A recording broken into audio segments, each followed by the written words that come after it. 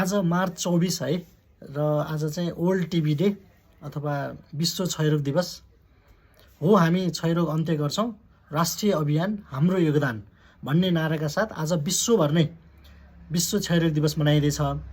र यो टिबीको बारेमा चाहिँ के बुझ्नु जरुरत छ भने टिबी चाहिँ 100% क्योरेबल डिजिज हो क्या, 100% उपचार छ है। यो पूर्ण ठिक हुन्छ, तर समयमै परीक्षण हुनु पर्यो र त्यो जति समयलाई औषधि खानुपर्छ भन्नुभएको छ डाक्टरहरूले, हो त्यति समय चाहिँ पूर्ण रूपमा एकदम निगरानीमा रहेर औषधि खानु पर्यो है। 6 महिना भन्नुभएको छ भने 6 महिना पुरा गर्नु पर्यो, 9 महिना भन्नुभएको छ भने 9 महिना पुरा गर्नु पर्यो कि हैन। र अहिले पनि विडम्बना के छ भने विश्वमा अहिले पनि टप किलरको रूपमा ट्युबरक्लोसिस अझै पनि विद्यमान नै छ। नेपालमा पनि पहिलो त धेरै मान्छे मर्थे, तर अहिले चाहिँ अब मृत्युदर अलिक कम भएको छ ट्युबरक्लोसिस यो क्षयरोगले गर्दाखेरि। र यसको श्रेय हाम्रो नेपाल सरकार हैन, स्वास्थ्य मन्त्रालय, सम्पूर्ण स्वास्थ्यकर्मी र सचेत नागरिक सबैलाई छ हैन। र मैले आज एउटा अर्को कुरो के जोड्न खोजेको भने क्षयरोग अब चाहिँ अर्को एउटा हाम्रो चाहिँ भ्रम के छ भने क्षयरोग चाहिँ छातीमा फोक्सोमा मात्रै हुन्छ, अरू ठाउँमा क्षयरोग नै हुँदैन। छालाको टिबी भने त कहाँ छालाको टिबी नै हुन्छ भनेर भनिदिन्छन् हैन, त्यस्तो होइन। शरीरको जुनसुकै भागमा पनि टिबी हुनसक्छ।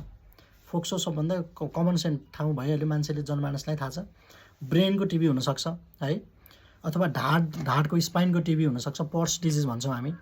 घुँडाको त्यो हड्डीमा टिबी हुनसक्छ, छालामा टिबी हुनसक्छ, आन्द्रामा टिबी हुनसक्छ, कलेजोमा टिबी हुनसक्छ है।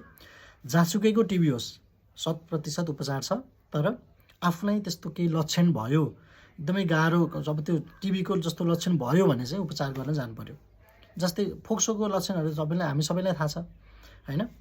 अब एक्कासी 2-3 हप्तादेखि मजाले खोकी लाग्ने, एकदमै खोकी लाग्ने, खकार पनि आउने, कहिलेकाहीँ रगत पनि आउन सक्ने हैन। साँझपख चाहिँ अलिकति जिउ तातेको जस्तो हुने, ज्वरो आउने, साँझपख 2-3 हप्तादेखि ज्वरो आएको गर्ने, खाना फिटिकै मन नलाग्ने, त्यो 2-3 हप्ता अगाडिसम्म मजाले खाइरहेको मान्छे पछि खानै मन नलाग्ने, वाकवाकी लाग्न सक्छ। सिग्निफिकेन्ट वेट लस भन्छ हैन। यो सर्टेन पिरियडमा डेफिनेसनकै हिसाबमा भन्यो भने त 6 महिनाको अन्तरालमा 10% भन्दा बढी शरीरको वेट लस भएको छ भने सिग्निफिकेन्ट वेट लस भयो। तर वेट पनि अहिले अब यो 2-3 हप्तामा अथवा 1 महिनाभित्रमा चाहिँ 3-4 केजी घटाए जस्तो लागेको छ भने पनि हुनसक्छ क्या, त्यो पनि हुनसक्छ। खानै मन लागेको छैन हैन, वेट लस हुनसक्छ। त्यही भएर चाहिँ यस्तो लक्षण छ हैन, अनि खकारमा रगत पनि आएको छ, त्यस्तो भयो भने चाहिँ एकचोटि परीक्षण गर्नुपर्छ। र क्षयरोग परीक्षण गर्न त एकदमै सजिलो छ। अहिले त हाम्रो नेपालको जुनसुकै जिल्ला अस्पतालमा अथवा इभन प्राइमेरी केयर सेन्टरहरूमा पनि त्यो स्वास्थ्य चौकीहरूमा पनि ट्युबरकुलिन टेस्ट गरेर त्यहाँबाट स्वास्थ्य कर्मीहरूलाई चाहिँ शङ्का लाग्यो भने चाहिँ अस्पताल पठाएर परीक्षण भइहाल्छ। परीक्षण भयो भने 100%